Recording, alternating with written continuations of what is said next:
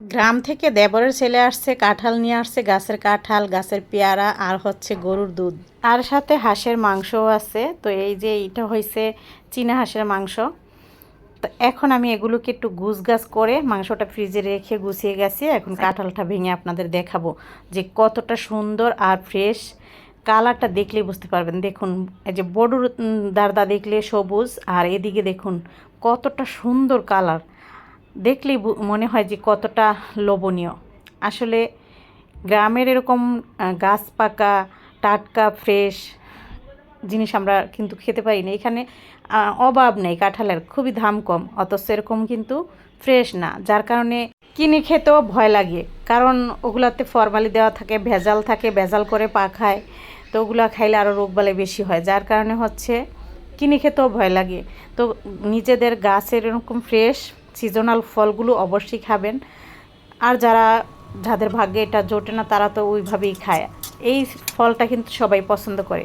তো যাই হোক, সকালে নাস্তা খাওয়া দাওয়া শেষ করে এখানে রান্না বসাইয়া দিলাম 3 চুলায়, মানে গ্যাস কম। দেখেন চুলার চাকিকে আমি উল্টায়া তারপর হয়েছে একটাতে ভাত বসাইছি, আর একটাতে হয়েছে কড়াই বসাইছি, পেঁয়াজ দিয়ে রাখছি। আর এটা হয়েছে ইলেকট্রিক চুলাটা, সেটাও মানে আমার ইলেকট্রিক চুলাটা পুরনো হয়ে গেছে গা, এটাতে পাওয়ারটাও কমে গেছে। পুরনো হলে তো সব জিনিসের পাওয়ার কমে যায়। আগে অনেক ছিল, মানে গ্যাসে যতক্ষণ যেরকম রান্না করা গেছে এটাতে ওরকমই রান্না করা গেছে। তো এইটাতে আমি হচ্ছে কয়েক পদের সবজি কেটে মিক্স করে তারপর ভাজিটা বসিয়ে দিলাম। অল্প করে ডাল দিয়েছি, এটা দিয়ে দুপুরেও খাওয়া হবে ভাতের সাথে, আর হচ্ছে রুটি দিয়ে খাওয়া হবে। আমরা তো সকাল বিকাল রুটি খাই, যার কারণে ভাজিটা একটু লেসা টাইপের করা হইতেছে, কারণ রুটির সাথে শুকনো ভাজি দিয়ে খেতে ভালো লাগে না। তখন রুটিটা আর ওই ভাজিটা, শুকনো ভাজিটা খেতে গেলে আলাদা লাগে। তো এই জন্য একটু পাতলা ভাজি ভালো লাগে রুটির সাথে খেতে। তো এখানে আমি হচ্ছে গরুর মাংস ভিজাইছিলাম, তো সেটা এখন ছুটিয়ে নিব। আর 2 পিস যদি বড় থাকে সেগুলোকে কেটে কুটে মিল করে তারপর হচ্ছে মাখিয়ে ঝুঁকিয়ে বসিয়ে দিব। তো এই তো আমি কয়েকবার ধুয়ে নিব। অবশ্য এভাবে কয়েকটা খলান দিয়ে দেওয়ার পর একটা একটা করে ধুয়ে নিব, যদিও সবটুকু ভিডিও আমি এখানে দিই না, বড় হয়ে যাবে, তো এই জন্য কয়েকবার ধুয়ে নিব। এখন দেখুন এক পিস করে আমি উঠিয়ে নিলাম, যেন কোনো ময়লা টলা লেগে না থাকে এই জন্য।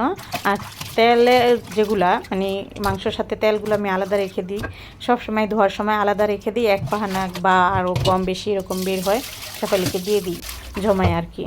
তো প্রত্যেকটা পোটলা খুললেই কিন্তু নিজেদের গরুর কুরবানির মাংস বোঝেনি, তেলও থাকে বেশি। আর কসাইরা যখন বিক্রি করে তারাও তেল দেয় অবশ্য, কিন্তু তাদের কাঠার থাকে আলাদা, সিস্টেমই থাকে আলাদা। এই জন্য মনে হয় যে তাদেরটাতে তেল কম, আমাদেরগুলোতে তেল বেশি, এই আর কি বিষয়টা। তো এইখান থেকে বেছে টেছে আমি প্রত্যেক দিনই কমায়া তারপর হচ্ছে রান্না করি, এরপর অনেক তেল হয়ে যায়। যাই হোক, অনেকে আবার তেল আলাদা করে, আমরা হচ্ছে সব মিক্স করে তারপর সবাইকে দিয়ে দিই। তেল আছে যা আছে, মানে গরুর সমস্ত অঙ্গ বড়টা ছাড়া সব কিছু মিক্স করে ফেলি। তো এই যে এখানে রান্না শেষ করে শেষ পর্যায়ে আর কি মাংসটা চলে আসছে। এখন আমি হচ্ছে বেলে রাখা যে রুটি সেগুলো করে নিব, ভেজে নিব। হালকা সেক দিয়ে তারপর হচ্ছে রেখে দিলে বেশি ভালো হয়, তবে আমি সেক দিই না। সেক দিলে আমার কাছে শক্ত মনে হয়, পরে ভাজতে গেলে রুটিটা একটু শক্ত টাইপের লাগে। তো এই জন্য আমি কাঁচা রুটিটাই বেশি রাখি। যাই হোক, এই তো অনেকগুলো বানাইলে আবার এইভাবে রাখতে হয়, তো অনেকগুলো বানিয়ে ফেলছি, এই জন্য সেক দিয়ে রাখলাম। আর কাঁচাটা দেখা যায় 5-6 দিন রাখা যায়, শক্ত করে গোলাই। তো সেটা না সেকেই হচ্ছে 5-7 দিন খাওয়া যায়, কোনো সমস্যা হয় না। রুটিগুলো ঠান্ডা হয়ে যাওয়ার পর আমি এই বক্সে করে ফ্রিজে রেখে দিব।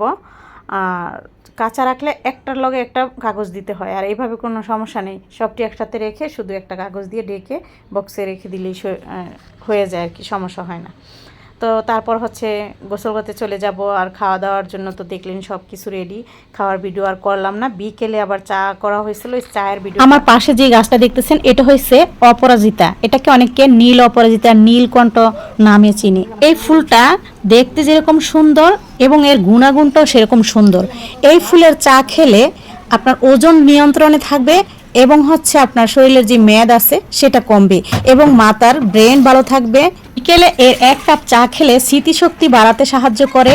আর হ্যাঁ, যারা ডায়াবেটিস রোগে চা খেতে ভয় পান তারা হচ্ছে এইভাবে চা করে খাবেন, তবে হ্যাঁ মধু দিয়ে। আমার কাছে মধু নেই, তাই হচ্ছে আমি চিনিটা দিলাম। এইভাবে করে আমি সমস্ত মশলাপাতি যেভাবে আমরা চা করি সেইভাবে সব কিছু দিয়ে বসিয়ে দিলাম। এরপর এটা ফুটে গেলে দেখবেন এই ফুলটা যখন ফুটবে তখন হচ্ছে সবুজ কালার হয়ে যাবে পানিটা।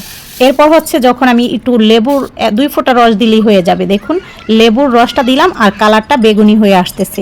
এটা ঘরের ভিতরে থাকলে কালারটা আরও বেশি দেখা যেত আর ফুলও আরও বেশি লাগতো, তাহলে কালারটা আরও বেশি আসতো। যাই হোক, আশা করছি বুঝতে পেরেছেন। দেখুন ঘরের ভিতরে কত সুন্দর কালার আসছে। এভাবে চা বানিয়ে খাবেন।